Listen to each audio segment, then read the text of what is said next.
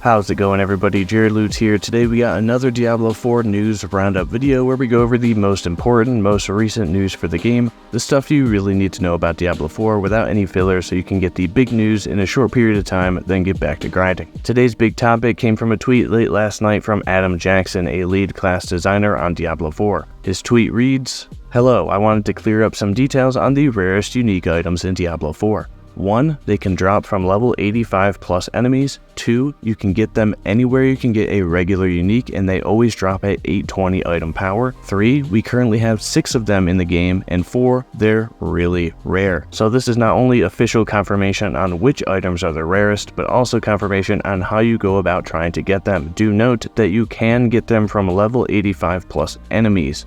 You yourself don't necessarily have to be level 85, so you could run tier 31 nightmare dungeons to guarantee at least level 85 enemies and technically have the chance to get them to drop. But like I said, and like Adam here said, they are extremely rare, so rare that I've only heard of a single one of these dropping for one person, and that's the Harlequin Crest helmet. This helmet gives you max life, cooldown reduction, resource generation, a plus to all stats, a damage reduction, as well as +4 ranks to all skills, which is huge. You also have the Melted Heart of Selig, a unique amulet that is one of these insanely rare items. This has increased all stats, core skill damage, damage while healthy, resource generation, and you gain plus 30% maximum resource. In addition, when you take damage, drain 8 to 3 resource every 1% of life you would have lost. Then there's Doombringer, a unique sword. This has core skill damage, overall damage, on lucky hit up to a 5% chance to heal for a certain amount of life, max life, and on lucky hit up to a 15 to 25% chance to deal X amount of shadow damage to surrounding enemies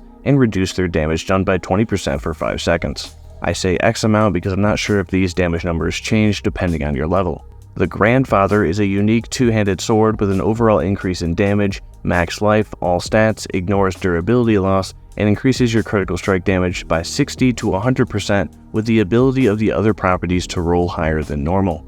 Next is the Ring of Starless Skies, coming with cold and fire resist, lucky hit chance, critical strike chance and damage, core skill damage, and each consecutive core skill cast reduces the resource cost of your next core skill by 8 to 13%, up to a maximum of 40%. And lastly, the unique I'm hoping to get, the Andariel's Visage Helmet. This has all stats, attack speed, lifesteal, poison resist, and on lucky hit, up to a 15 to 20% chance to trigger a Poison Nova that applies X amount of poisoning damage over 5 seconds to enemies in the area. So those are the rarest items in Diablo IV. Good luck finding them. I'm incredibly stoked that there are items this rare because it ensures a never-ending loot hunt for them, almost like a race, to see who can get them to drop first. So few games have items this rare nowadays. Moving on with the news, Diablo IV has a new associate class designer, Steven Stewart, announced on Twitter that he's officially a part of the Diablo IV team. He also previously has been working on Diablo Immortal. This is good news because the more class designers, the better. I'd imagine class designers help with class balancing or changes within the classes, as well as creation of brand new classes. All good stuff. Then finally, we've had 2 hotfixes over the last few hours. The first one addressing the issue where druids were getting barbarian uniques instead of druid uniques. So now the unique weapons Overkill, Hellhammer, and Ancient's Oath will no longer drop for druids. There was a developer note here.